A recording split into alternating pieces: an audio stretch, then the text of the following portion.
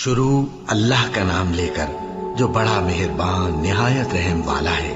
احمق لوگ کہیں گے کہ مسلمان جس قبلے پر پہلے سے چلے آتے تھے اب اس سے کیوں منہ پھیر بیٹھے؟ تم کہہ دو کہ مشرق اور مغرب سب اللہ ہی کا ہے، وہ جس کو چاہتا ہے سیدھے رستے پر چلاتا ہے، اور اسی طرح ہم نے تم کو امت معتدل بنایا ہے تاکہ تم لوگوں پر گواہ بنو اور پیغمبر آخر الزماں صلی اللہ علیہ وآلہ وسلم تم پر گواہ بنے۔ اور جس قبلے پر تم پہلے تھے اس کو ہم نے اس لیے مقرر کیا تھا کہ معلوم کریں کہ کون ہمارے پیغمبر کا تابع رہتا ہے اور کون الٹے پاؤں پھر جاتا ہے۔ اور یہ بات یعنی تحویل قبلہ لوگوں کو گراں معلوم ہوئی، مگر جن کو اللہ نے ہدایت بخشی ہے وہ اسے گراں نہیں سمجھتے، اور اللہ ایسا نہیں کہ تمہارے ایمان کو یوں ہی ضائع کر دے۔ اللہ تو لوگوں پر بڑا مہربان ہے، صاحب رحمت ہے۔ اے پیغمبر صلی اللہ علیہ وآلہ وسلم، ہم تمہارا آسمان کی طرف منہ اٹھانا دیکھ رہے ہیں، سو ہم تم کو اسی قبلے کی طرف جس کو تم پسند کرتے ہو منہ کرنے کا حکم دیں گے۔ تو اپنا منہ مسجد حرام یعنی خانہ کعبہ کی طرف پھیر لو، اور تم لوگ جہاں ہوا کرو نماز پڑھنے کے وقت اسی مسجد کی طرف منہ کر لیا کرو۔ اور جن لوگوں کو کتاب دی گئی ہے وہ خوب جانتے ہیں کہ یہ نیا قبلہ ان کے پروردگار کی طرف سے حق ہے، اور جو کام یہ لوگ کرتے ہیں اللہ ان سے بے خبر نہیں۔ اور اگر تم ان اہل کتاب کے پاس تمام نشانیاں بھی لے کر آؤ تو بھی یہ تمہارے قبلے کی پیروی نہ کریں، اور تم بھی ان کے قبلے کی پیروی کرنے والے نہیں ہو، اور ان میں سے بھی بعض کے قبلے کے پیرو نہیں۔ اور اگر تم باوجود اس کے کہ تمہارے پاس علم یعنی اللہ کا حکم آ چکا ہے ان کی خواہشوں کے پیچھے چلو گے تو ظالموں میں ہو جاؤ گے۔ جن لوگوں کو ہم نے کتاب دی ہے وہ ان پیغمبر آخر الزماں صلی اللہ علیہ وآلہ وسلم کو اس طرح پہچانتے ہیں جس طرح اپنے بیٹوں کو پہچانا کرتے ہیں، مگر ایک فریق ان میں سے سچی بات کو جان بوجھ کر چھپا رہا ہے۔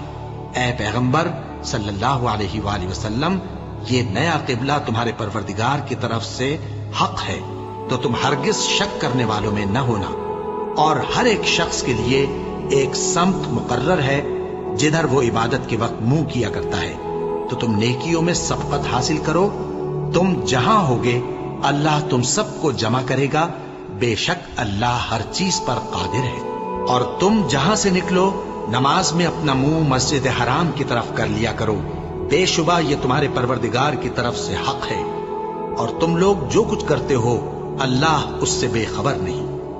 اور تم جہاں سے نکلو مسجد حرام کی طرف منہ کر کے نماز پڑھا کرو، اور مسلمانوں تم جہاں ہوا کرو اسی مسجد کی طرف رخ کیا کرو۔ یہ تاکید اس لیے کی گئی ہے کہ لوگ تم کو کسی طرح کا الزام نہ دے سکیں، مگر ان میں سے جو ظالم ہیں وہ الزام دیں تو دیں، سو ان سے مت ڈرنا اور مجھی سے ڈرتے رہنا۔ اور یہ بھی مقصود ہے کہ میں تم کو اپنی تمام نعمتیں بخشوں، اور یہ بھی کہ تم راہ راست پر چلو۔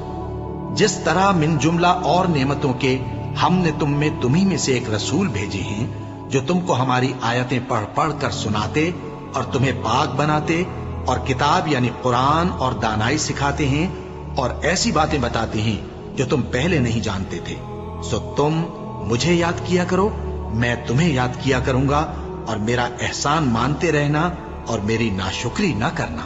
اے ایمان والو، صبر اور نماز سے مدد لیا کرو، بے شک اللہ صبر کرنے والوں کے ساتھ ہے۔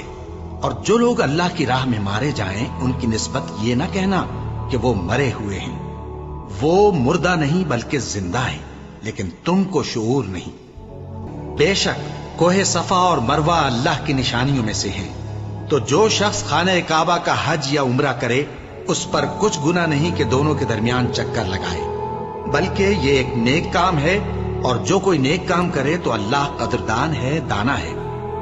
جو لوگ ہمارے حکموں اور ہدایتوں کو جو ہم نے نازل کی ہے کسی غرض فاسد سے چھپاتے ہیں، باوجود کہ ہم نے ان کو لوگوں کے سمجھانے کے لیے اپنی کتاب میں کھول کھول کر بیان کر دیا ہے، ایسوں پر اللہ اور تمام لعنت کرنے والے لعنت کرتے ہیں۔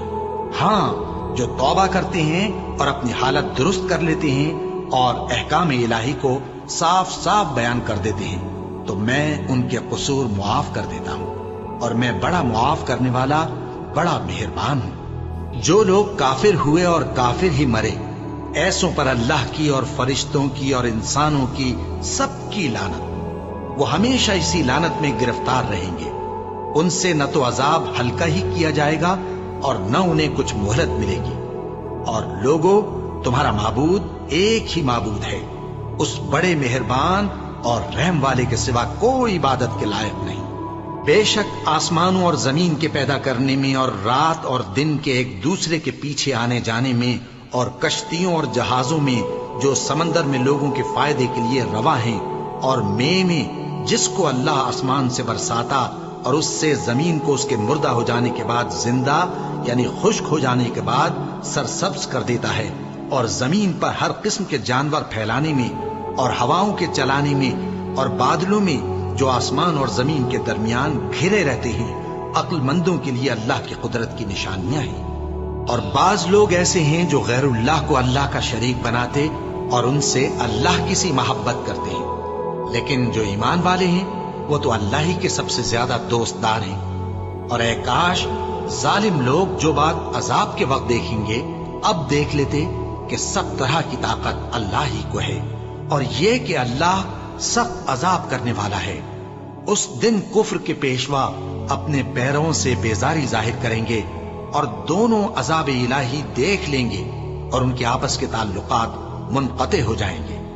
یہ حال دیکھ کر پیروی کرنے والے حسرت سے کہیں گے کہ اے کاش ہمیں پھر دنیا میں جانا نصیب ہو، تاکہ جس طرح یہ ہم سے بیزار ہو رہے ہیں اسی طرح ہم بھی ان سے بیزار ہوں۔ اس طرح اللہ ان کے اعمال حسرت بنا کر دکھائے گا اور وہ دوزخ سے نکل نہیں سکیں گے۔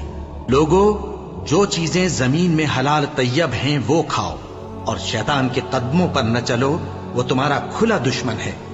وہ تو تم کو برائی اور بے حیائی ہی کے کام کرنے کو کہتا ہے، اور یہ بھی کہ اللہ کی نسبت ایسی باتیں کہو جن کا تمہیں کچھ بھی علم نہیں۔ اور جب ان لوگوں سے کہا جاتا ہے کہ جو کتاب اللہ نے نازل فرمائی ہے اس کی پیروی کرو، تو کہتے ہیں نہیں، بلکہ ہم تو اسی چیز کی پیروی کریں گے جس پر ہم نے اپنے باپ دادا کو پایا۔ بھلا اگرچہ ان کے باپ دادا نہ کچھ سمجھتے ہوں اور نہ سیدھے راستے پر ہوں، تب بھی وہ انہی کی تقلید کیے جائیں گے۔ جو لوگ کافر ہیں ان کی مثال اس شخص کی سی ہے جو کسی ایسی چیز کو آواز دے جو پکار اور آواز کے سوا کچھ سن نہ سکے۔ یہ بہرے ہیں، گونگے ہیں، اندھے ہیں کہ کچھ سمجھ ہی نہیں سکتے۔ اے اہل ایمان، جو پاکیزہ چیزیں ہم نے تم کو عطا فرمائی ہیں ان کو کھاؤ، اور اگر اللہ ہی کے بندے ہو تو اس کی نعمتوں کا شکر بھی ادا کرو۔ اس نے تو تم پر بس مرا ہوا جانور اور لہو اور سور کا گوشت اور جس چیز پر اللہ کے سوا کسی اور کا نام پکارا جائے حرام کر دیا ہے۔ ہاں، جو مجبور ہو جائے بشرطے کہ اللہ کی نافرمانی نہ کرے اور حد ضرورت سے باہر نہ نکل جائے، اس پر کچھ گناہ نہیں۔ بے شک اللہ بخشنے والا ہے، رحم کرنے والا ہے۔ جو لوگ اللہ کی کتاب سے ان آیتوں اور ہدایتوں کو جو اس نے نازل فرمائی ہیں چھپاتے اور ان کے بدلے تھوڑی سی قیمت یعنی دنیاوی منفعت حاصل کرتے ہیں، وہ اپنے پیٹوں میں محض آگ بھرتے ہیں۔ ایسے لوگوں سے اللہ قیامت کے دن نہ کلام کرے گا اور نہ ان کو گناہوں سے پاک کرے گا، اور ان کے لیے دکھ دینے والا عذاب ہے۔ یہ وہ لوگ ہیں جنہوں نے ہدایت چھوڑ کر گمراہی اور بخشش چھوڑ کر عذاب خرید لیا۔ یہ آتش جہنم کی کیسی برداشت کرنے والے ہیں۔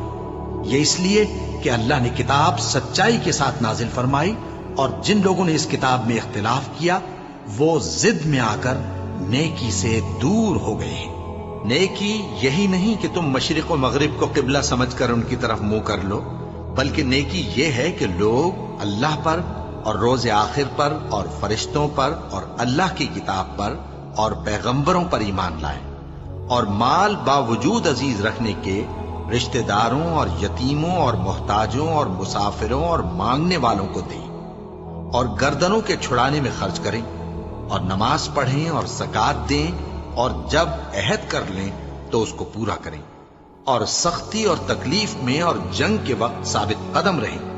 یہی لوگ ہیں جو ایمان میں سچے ہیں، اور یہی ہیں جو اللہ سے ڈرنے والے ہیں۔ मोमिनो, तुमको मकतूलों के बारे में किसास यानी खून के बदले खून का हुक्म दिया जाता है, इस तरह पर कि आजाद के बदले आजाद मारा जाए और गुलाम के बदले गुलाम और औरत के बदले औरत। और अगर कातिल को उसके मकतूल भाई के किसास में से कुछ मुआफ कर दिया जाए तो वारिस मकतूल को पसंदीदा तरीक से करारदाद की पैरवी यानी मुतालबा खून बहा करना और कातिल को खुशखुई के साथ अदा करना चाहिए। ये तुम्हारे परवरदिगार की तरफ से तुम्हारे लिए आसानी और मेहरबानी है। अब जो इसके बाद ज्यादती करे उसके लिए दुख का अजाब है। और ऐ अहले अक्ल, हुक्म किसास में तुम्हारी जिंदगानी है कि तुम कत्ल खूरेजी से बचो। तुम पर फर्ज किया जाता है कि जब तुम में से किसी को मौत का वक्त आ जाए तो अगर वो कुछ माल छोड़ जाने वाला हो तो माँ बाप और रिश्तेदारों के लिए दस्तूर के मुताबिक वसीयत कर जाए। अल्लाह से डरने वालों पर ये एक हक है। फिर जो शख्स वसीयत को सुनने के बाद उसको बदल डाले तो उसके बदलने का गुनाह उन्हीं लोगों पर है जो उसको बदले, और बेशक अल्लाह सुनता जानता है। अब अगर किसी को वसीयत करने वाले की तरफ से किसी वारिस की तरफदारी या हक तलफी का अंदेशा हो तो अगर वो वसीयत को बदलकर वारिसों में सुलह करा दे तो उस पर कुछ गुनाह नहीं। बेशक अल्लाह बख्शने वाला है, रहम वाला है। मोमिनो, तुम पर रोजे फर्ज किए गए हैं जिस तरह तुमसे पहले लोगों पर फर्ज किए गए थे ताकि तुम परहेजगार बनो। रोजों के दिन गिनती के चंद रोज हैं, तो जो शख्स तुम में से बीमार हो या सफर में हो तो दूसरे दिनों में रोजों का शुमार पूरा कर ले। और जो लोग रोजा रखने की ताकत रखें लेकिन रखें नहीं, वो रोजे के बदले मोहताज को खाना खिला दें। और जो कोई अपनी मर्जी से ज्यादा नेकी करे तो उसके हक में ज्यादा अच्छा है। और अगर समझो तो रोजा रखना ही तुम्हारे हक में बेहतर है। रोजों का महीना रमजान का महीना है जिसमें कुरान अव्वल नाजिल हुआ, जो लोगों का रहनुमा है और जिसमें हिदायत की खुली निशानियां हैं और जो हक व बातिल को अलग अलग करने वाला है। तो जो कोई तुम में से इस महीने में मौजूद हो चाहिए कि पूरे महीने के रोजे रखे, और जो बीमार हो या सफर में हो तो दूसरे दिनों में रोजे रखकर उनका शुमार पूरा कर ले। अल्लाह तुम्हारे हक में आसानी चाहता है और सख्ती नहीं चाहता।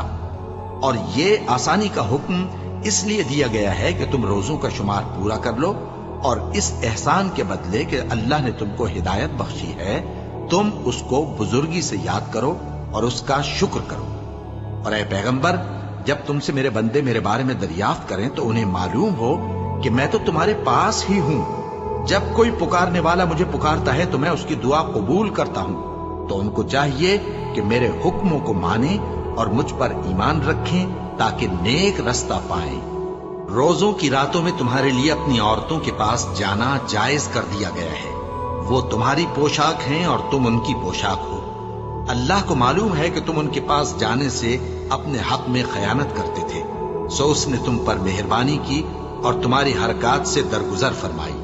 तो अब तुमको इख्तियार है कि उनसे मुबाशरत करो। और अल्लाह ने जो चीज तुम्हारे लिए लिख रखी है यानी औलाद, उसको अल्लाह से तलब करो और खाओ और पियो, यहां तक कि सुबह की सफेद धारी रात की सियाह धारी से अलग नजर आने लगे। फिर रोजा रखकर रात तक पूरा करो, और जब तुम मस्जिदों में एतकाफ बैठते हो तो उनसे मुबाशरत न करो। ये अल्लाह की हदें हैं, इनके पास न जाना। इसी तरह अल्लाह अपनी आयतें लोगों के समझाने के लिए खोल खोल कर बयान फरमाता है ताकि वो परहेजगार बने। और आपस में एक दूसरे का माल नाहक न खाओ और न उसको रिश्वतन हाकिमों के पास पहुंचाओ ताकि लोगों के माल का कुछ हिस्सा नाजायज तौर पर खा जाओ, और इसे तुम जानते भी हो। ऐ पैगंबर, लोग तुमसे नए चांद के बारे में दरियाफ्त करते हैं कि घटता बढ़ता क्यों है। कह दो कि वो लोगों के कामों की मियादें और हज के वक्त मालूम होने का जरिया है। और नेकी इस बात में नहीं कि एहराम की हालत में घरों में उनके पिछवाड़े की तरफ से आओ, बल्कि नेकूकार वो है जो परहेजगार हो।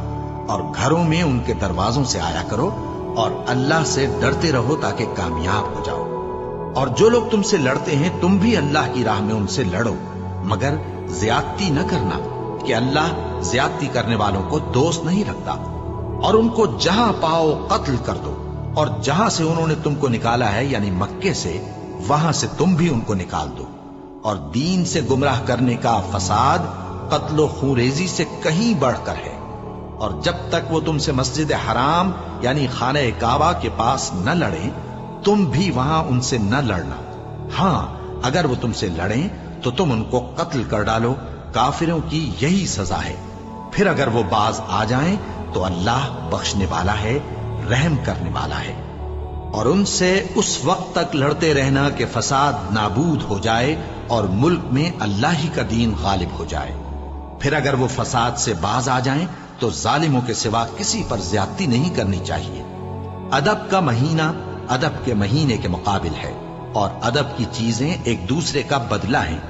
بس اگر کوئی تم پر زیادتی کرے تو جیسی زیادتی وہ تم پر کرے ویسی ہی تم اس پر کرو، اور اللہ سے ڈرتے رہو اور جان رکھو کہ اللہ ڈرنے والوں کے ساتھ ہے۔ اور اللہ کی راہ میں مال خرچ کرو اور اپنے آپ کو ہلاکت میں نہ ڈالو، اور نیکی کرو، بے شک اللہ نیکی کرنے والوں کو دوست رکھتا ہے۔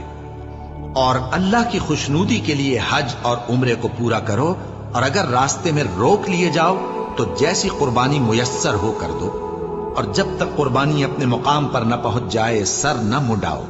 اور اگر کوئی تم میں بیمار ہو یا اس کے سر میں کسی طرح کی تکلیف ہو تو اگر وہ سر منڈا لے تو اس کے بدلے روزے رکھے یا صدقہ دے یا قربانی کرے۔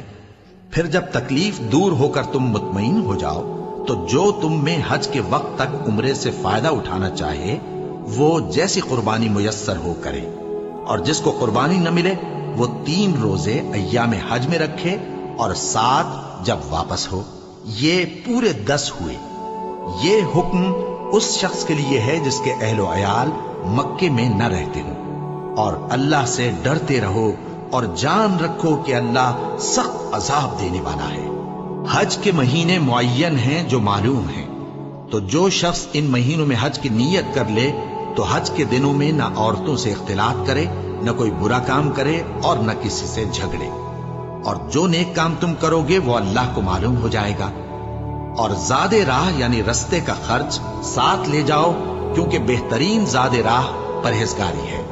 اور اے اہل عقل، مجھی سے ڈرتے رہو، اس کا تمہیں کچھ گناہ نہیں کہ حج کے دنوں میں بذریعہ تجارت اپنے پروردگار سے روزی طلب کرو۔ اور جب عرفات سے واپس ہونے لگو تو مشعر حرام یعنی مزدلفہ میں اللہ کا ذکر کرو، اور اس طرح ذکر کرو جس طرح اس نے تم کو سکھایا، اور اس سے پیشتر تم لوگ ان طریقوں سے محض ناواقف تھے۔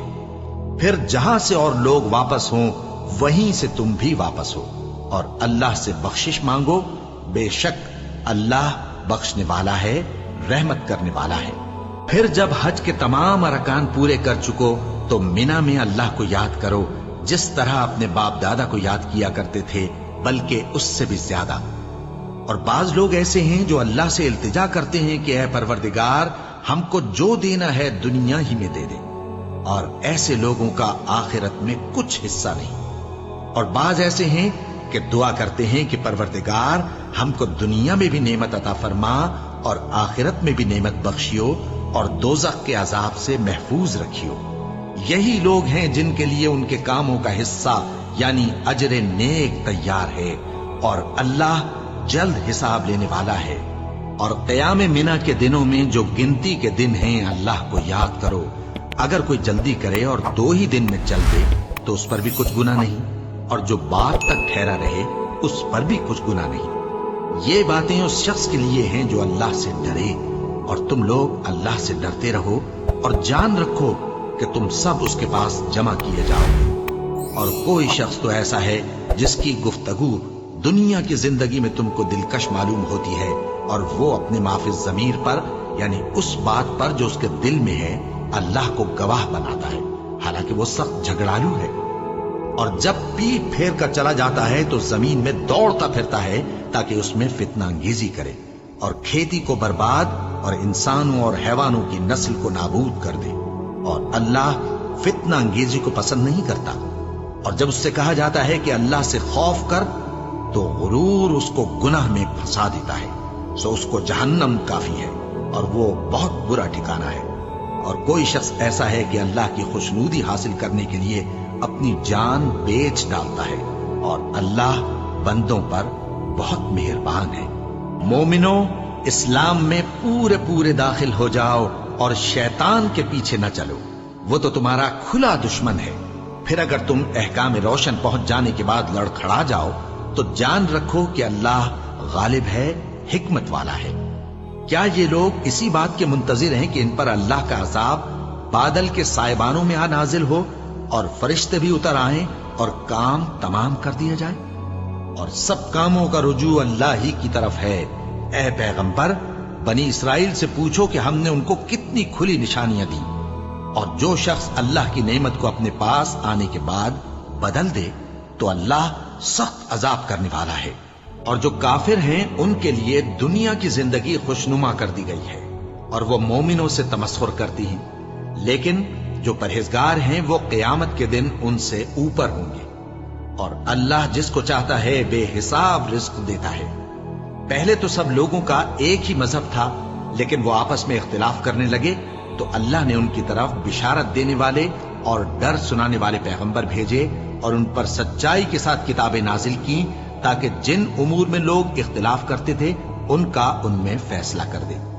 اور اس میں اختلاف بھی انہی لوگوں نے کیا جن کو کتاب دی گئی تھی، باوجود کہ ان کے پاس کھلے ہوئے احکام آ چکے تھے، اور یہ اختلاف انہوں نے صرف آپس کی ضد سے کیا۔ تو جس امر حق میں وہ اختلاف کرتے تھے اللہ نے اپنی مہربانی سے مومنوں کو اس کی راہ دکھا دی، اور اللہ جس کو چاہتا ہے سیدھا رستہ دکھا دیتا ہے۔ کیا تم یہ خیال کرتے ہو کہ یوں ہی بہشت میں داخل ہو جاؤ گے؟ اور ابھی تم کو پہلے لوگوں کی سی مشکلیں تو پیش آئی ہی نہیں۔ ان کو بڑی بڑی سختیاں اور تکلیفیں پہنچیں اور وہ صعوبتوں میں ہلا ہلا دیے گئے، یہاں تک کہ پیغمبر اور مومن لوگ جو ان کے ساتھ تھے سب پکار اٹھے کہ کب اللہ کی مدد آئے گی۔ دیکھو اللہ کی مدد عنقریب آیا چاہتی ہے۔ اے نبی، لوگ تم سے پوچھتے ہیں کہ اللہ کی راہ میں کس طرح کا مال خرچ کریں۔ کہہ دو کہ جو چاہو خرچ کرو، لیکن جو مال خرچ کرنا چاہو وہ درجہ بدرجہ اہل استحقاق یعنی ماں باپ کو اور قریب کے رشتہ داروں کو اور یتیموں کو اور محتاجوں کو اور مسافروں کو سب کو دو، اور جو بھلائی تم کرو گے اللہ اس کو جانتا ہے۔ مسلمانوں، تم پر اللہ کے رستے میں لڑنا فرض کر دیا گیا ہے، اور وہ تمہیں ناگوار تو ہوگا، مگر عجب نہیں کہ ایک چیز تم کو بری لگے اور وہ تمہارے حق میں بھلی ہو، اور عجب نہیں کہ ایک چیز تم کو بھلی لگے اور وہ تمہارے لیے مضر ہو، اور ان باتوں کو اللہ ہی بہتر جانتا ہے اور تم نہیں جانتے۔ اے پیغمبر، لوگ تم سے عزت والے مہینوں میں لڑائی کرنے کے بارے میں دریافت کرتے ہیں، کہہ دو کہ ان میں لڑنا بڑا گناہ ہے، اور اللہ کی راہ سے روکنا اور اس سے کفر کرنا اور مسجد حرام یعنی خانہ کعبہ میں جانے سے بند کرنا اور اہل مسجد کو اس میں سے نکال دینا جو یہ کفار کرتے ہیں، اللہ کے نزدیک اس سے بھی زیادہ گناہ ہے، اور فتنہ انگیزی خونریزی سے بھی بڑھ کر ہے۔ اور یہ جو لوگ ایمان لائے اور اللہ کے لیے وطن چھوڑ گئے اور کفار سے جنگ کرتے رہے، وہی اللہ کی رحمت کے امیدوار ہیں، اور اللہ بخشنے والا ہے، رحمت کرنے والا ہے۔ اے پیغمبر، لوگ تم سے شراب اور جوئے کا حکم دریافت کرتے ہیں، کہہ دو کہ ان میں گناہ بڑے ہیں اور لوگوں کے لیے کچھ فائدے بھی ہیں، مگر ان کے گناہ فائدوں سے کہیں زیادہ ہیں۔ اور یہ بھی تم سے پوچھتے ہیں کہ اللہ کی راہ میں کون سا مال خرچ کریں، کہہ دو کہ جو ضرورت سے زیادہ ہو۔ اس طرح اللہ تمہارے لیے اپنے احکام کھول کھول کر بیان فرماتا ہے تاکہ تم سوچو، یعنی دنیا اور آخرت کی باتوں میں غور کرو۔ اور تم سے یتیموں کے بارے میں بھی دریافت کرتے ہیں، کہہ دو کہ ان کی حالت کی اصلاح بہت اچھا کام ہے، اور اگر تم ان سے مل جل کر رہنا یعنی خرچ اکٹھا رکھنا چاہو تو وہ تمہارے بھائی ہیں، اور اللہ خوب جانتا ہے کہ خرابی کرنے والا کون ہے اور اصلاح کرنے والا کون۔ اور اگر اللہ چاہتا تو تم کو تکلیف میں ڈال دیتا، بے شک اللہ غالب ہے، حکمت والا ہے۔ اور مومنوں، مشرک عورتوں سے جب تک وہ ایمان نہ لائیں نکاح نہ کرنا، کیونکہ مشرک عورت خواہ تم کو کیسی ہی بھلی لگے اس سے مومن لونڈی بہتر ہے۔ اور اسی طرح مشرک مرد جب تک ایمان نہ لائیں مومن عورتوں کو ان کی زوجیت میں نہ دینا، کیونکہ مشرک مرد سے خواہ وہ تم کو کیسا ہی بھلا لگے مومن غلام بہتر ہے۔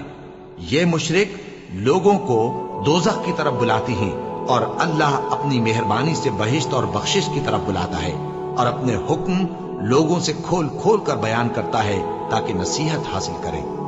اور تم سے حیض کے بارے میں دریافت کرتے ہیں، کہہ دو وہ تو نجاست ہے، سو ایام حیض میں عورتوں سے کنارہ کش رہو، اور جب تک وہ پاک نہ ہو جائیں ان سے مقاربت نہ کرو۔ ہاں، جب وہ پاک ہو جائیں تو جس طریق سے اللہ نے تمہیں ارشاد فرمایا ہے ان کے پاس جاؤ۔ کچھ شک نہیں کہ اللہ توبہ کرنے والوں اور پاک صاف رہنے والوں کو دوست رکھتا ہے۔ تمہاری عورتیں تمہاری کھیتی ہیں، تو اپنی کھیتی میں جس طرح چاہو جاؤ، اور اپنے لیے نیک عمل آگے بھیجو، اور اللہ سے ڈرتے رہو، اور جان رکھو کہ ایک دن تمہیں اس کے روبرو حاضر ہونا ہے۔ اور اے پیغمبر، ایمان والوں کو بشارت سنا دو، اور اللہ کے نام کو اس بات کا ہیلا نہ بنانا کہ اس کی قسمیں کھا کھا کر سلوک کرنے اور پرہیزگاری کرنے اور لوگوں میں صلح و سازگاری کرانے سے رک جاؤ، اور اللہ سب کچھ سنتا ہے، جانتا ہے۔ اللہ تمہاری لغو قسموں پر تم سے مواخذہ نہیں کرے گا، لیکن جو قسمیں تم قصد دلی سے کھاؤ گے ان پر مواخذہ کرے گا، اور اللہ بخشنے والا ہے، بردبار ہے۔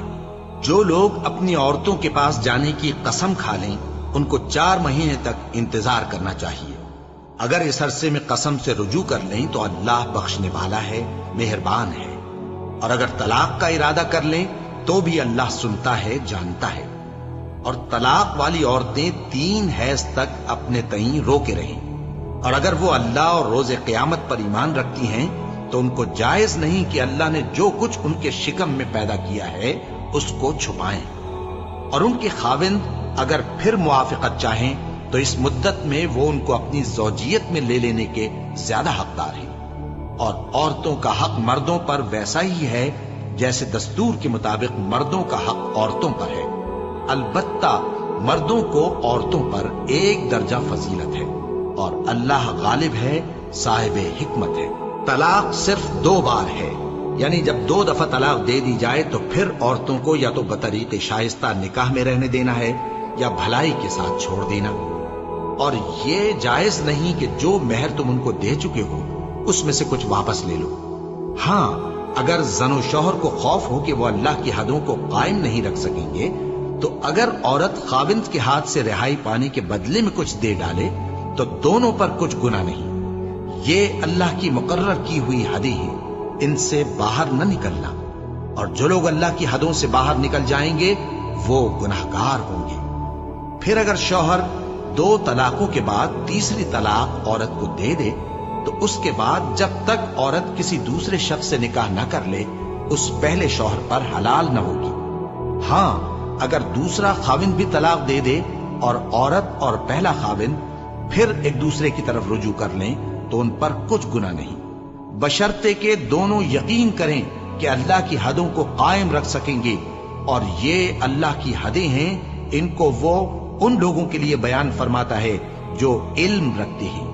اور جب تم عورتوں کو 2 دفعہ طلاق دے چکو اور ان کی عدت پوری ہو جائے تو انہیں یا تو حسن سلوک سے نکاح میں رہنے دو یا بطریق شائستہ رخصت کر دو، اور اس نیت سے ان کو نکاح میں نہ رہنے دینا چاہیے کہ انہیں تکلیف دو اور ان پر زیادتی کرو، اور جو ایسا کرے گا وہ اپنا ہی نقصان کرے گا۔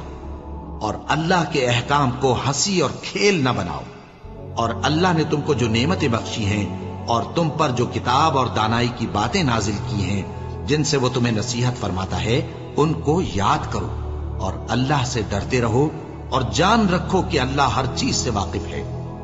اور جب تم عورتوں کو طلاق دے چکو اور ان کی عدت پوری ہو جائے تو ان کو اپنے شوہروں کے ساتھ جب وہ آپس میں جائز طور پر راضی ہو جائیں نکاح کرنے سے مت روکو۔ اس حکم سے اس شخص کو نصیحت کی جاتی ہے جو تم میں اللہ اور روز آخر پر یقین رکھتا ہے۔ یہ تمہارے لیے نہایت خوب اور بہت پاکیزگی کی بات ہے، اور اللہ جانتا ہے اور تم نہیں جانتے۔ اور مائیں اپنے بچوں کو پورے 2 سال دودھ پلائیں، یہ حکم اس شخص کے لیے ہے جو پوری مدت تک دودھ پلوانا چاہے، اور دودھ پلانے والی ماؤں کا کھانا اور کپڑا دستور کے مطابق باپ کے ذمے ہوگا۔ کسی شخص کو اس کی طاقت سے زیادہ تکلیف نہیں دی جاتی، تو یاد رکھو کہ نہ تو ماں کو اس کے بچے کے سبب نقصان پہنچایا جائے اور نہ باپ کو اس کی اولاد کی وجہ سے نقصان پہنچایا جائے، اور اسی طرح نان و نفقہ بچے کے وارث کے ذمے ہے۔ اور اگر دونوں یعنی ماں باپ آپس کی رضامندی اور صلاح سے بچے کا دودھ چھڑانا چاہیں تو ان پر کچھ گناہ نہیں، اور اگر تم اپنی اولاد کو دودھ پلوانا چاہو تو تم پر کچھ گناہ نہیں، بشرطے کہ تم دودھ پلانے والیوں کو دستور کے مطابق ان کا حق جو تم نے دینا کیا تھا دے دو، اور اللہ سے ڈرتے رہو اور جان رکھو کہ جو کچھ تم کرتے ہو اللہ اس کو دیکھ رہا ہے۔ اور جو لوگ تم میں سے مر جائیں اور عورتیں چھوڑ جائیں تو وہ عورتیں 4 مہینے اور 10 دن اپنے آپ کو روکے رہیں، اور جب یہ عدت پوری کر چکیں اور اپنے حق میں پسندیدہ کام یعنی نکاح کر لیں تو تم پر کچھ گناہ نہیں، اور اللہ تمہارے سب کاموں سے واقف ہے۔ اگر تم اشارے کنائے میں عورتوں کو نکاح کا پیغام بھیجو یا نکاح کی خواہش کو اپنے دلوں میں مخفی رکھو تو تم پر کچھ گناہ نہیں۔ اللہ کو معلوم ہے کہ تم ان سے نکاح کا ذکر کرو گے، مگر ایام عدت میں اس کے سوا کے دستور کے مطابق کوئی بات کہہ دو، پوشیدہ طور پر ان سے قول و قرار نہ کرنا، اور جب تک عدت پوری نہ ہو لے نکاح کا پختہ ارادہ نہ کرنا، اور جان رکھو کہ جو کچھ تمہارے دلوں میں ہے اللہ کو سب معلوم ہے، تو اس سے ڈرتے رہو اور جان رکھو کہ اللہ بخشنے والا ہے، حلم والا ہے۔ اور اگر تم عورتوں کو ان کے پاس جانے یا ان کا مہر مقرر کرنے سے پہلے طلاق دے دو تو تم پر کچھ گناہ نہیں، ہاں ان کو دستور کے مطابق کچھ خرچ ضرور دو، یعنی مقدور والا اپنے مقدور کے مطابق دے اور تنگ دست اپنی حیثیت کے مطابق۔ نیک لوگوں پر یہ ایک طرح کا حق ہے۔ اور اگر تم عورتوں کو ان کے پاس جانے سے پہلے طلاق دے دو لیکن مہر مقرر کر چکے ہو تو آدھا مہر دینا ہوگا۔ ہاں اگر عورتیں مہر بخش دیں یا مرد جن کے ہاتھ میں عقد نکاح ہے اپنا حق چھوڑ دیں اور پورا مہر دے دیں تو ان کو اختیار ہے۔ اور اگر تم مرد لوگ ہی اپنا حق چھوڑ دو تو یہ پرہیزگاری کی بات ہے، اور آپس میں بھلائی کرنے کو فراموش نہ کرنا۔ کچھ شک نہیں کہ اللہ تمہارے سب کاموں کو دیکھ رہا ہے۔ مسلمانوں، سب نمازیں خصوصاً بیچ کی نماز یعنی نماز عصر پورے اہتمام کے ساتھ ادا کرتے رہو اور اللہ کے آگے ادب سے کھڑے رہا کرو۔ پھر اگر تم خوف کی حالت میں ہو تو پیادے یا سوار جس حال میں ہو نماز پڑھ لو۔ پھر جب امن و اطمینان ہو جائے تو جس طریق سے اللہ نے تم کو سکھایا ہے جو تم پہلے نہیں جانتے تھے اللہ کو یاد کرو۔ اور جو لوگ تم میں سے مر جائیں اور عورتیں چھوڑ جائیں وہ اپنی عورتوں کے حق میں وصیت کر جائیں کہ ان کو 1 سال تک خرچ دیا جائے اور گھر سے نہ نکالی جائے۔ ہاں اگر وہ خود گھر سے چلی جائیں اور اپنے حق میں پسندیدہ کام یعنی نکاح کر لیں تو تم پر کچھ گناہ نہیں، اور اللہ زبردست ہے، حکمت والا ہے۔ اور مطلقہ عورتوں کو بھی دستور کے مطابق نان و نفقہ دینا چاہیے، پرہیزگاروں پر یہ بھی حق ہے۔ اسی طرح اللہ اپنے احکام تمہارے لیے بیان فرماتا ہے تاکہ تم سمجھو۔ بھلا تم نے ان لوگوں کو نہیں دیکھا جو شمار میں ہزاروں ہی تھے اور موت کے ڈر سے اپنے گھروں سے نکل بھاگے تھے؟ تو اللہ نے ان کو حکم دیا کہ مر جاؤ، پھر ان کو زندہ بھی کر دیا۔ کچھ شک نہیں کہ اللہ لوگوں پر مہربانی رکھتا ہے، لیکن اکثر لوگ شکر نہیں کرتے۔ اور مسلمانوں، اللہ کی راہ میں جہاد کرو اور جان رکھو کہ اللہ سب کچھ سنتا ہے، سب کچھ جانتا ہے۔ کون ہے کہ اللہ کو قرض حسنہ دے کہ وہ اس کے بدلے اس کو کئی گنا زیادہ دے گا، اور اللہ ہی روزی کو تنگ کرتا اور وہی اسے کشادہ کرتا ہے، اور تم اسی کی طرف لوٹ کر جاؤ گے۔ بھلا تم نے بنی اسرائیل کی ایک جماعت کو نہیں دیکھا جس نے موسیٰ کے بعد اپنے پیغمبر سے کہا کہ آپ ہمارے لیے ایک بادشاہ مقرر کر دیں تاکہ ہم اللہ کی راہ میں جہاد کریں؟ پیغمبر نے کہا کہ اگر تم کو جہاد کا حکم دیا جائے تو ایسا تو نہیں کہ لڑنے سے پہلو تہی کرو۔ وہ کہنے لگے کہ ہم اللہ کی راہ میں کیوں نہ لڑیں گے جبکہ ہم وطن سے خارج اور بال بچوں سے جدا کر دیے گئے۔ پھر جب ان کو جہاد کا حکم دیا گیا تو چند اشخاص کے سوا سب پھر گئے، اور اللہ ظالموں سے خوب واقف ہے۔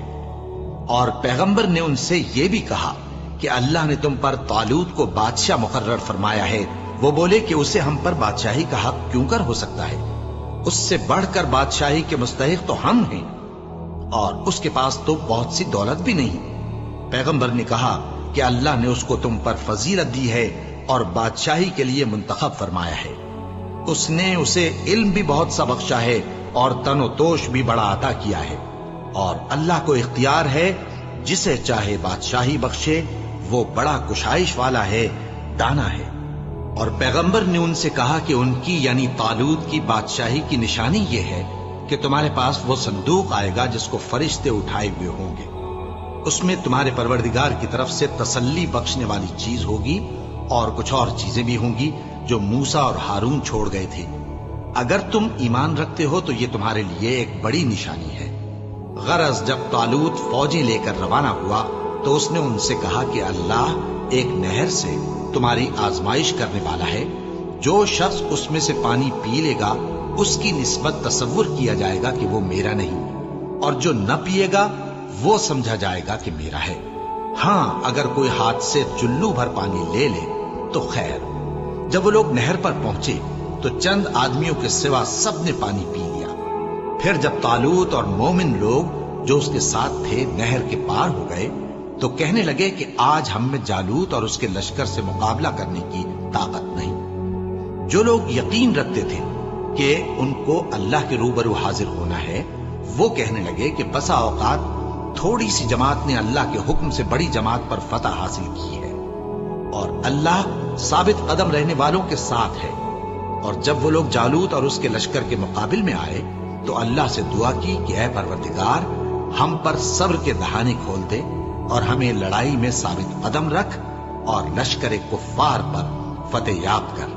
तो तालूत की फौज ने अल्लाह के हुक्म से उनको शिकस्त दे दी, और दाऊद ने जालूत को कत्ल कर डाला, और अल्लाह ने उनको बादशाही और तानाई बख्शी और जो कुछ चाहा सिखाया।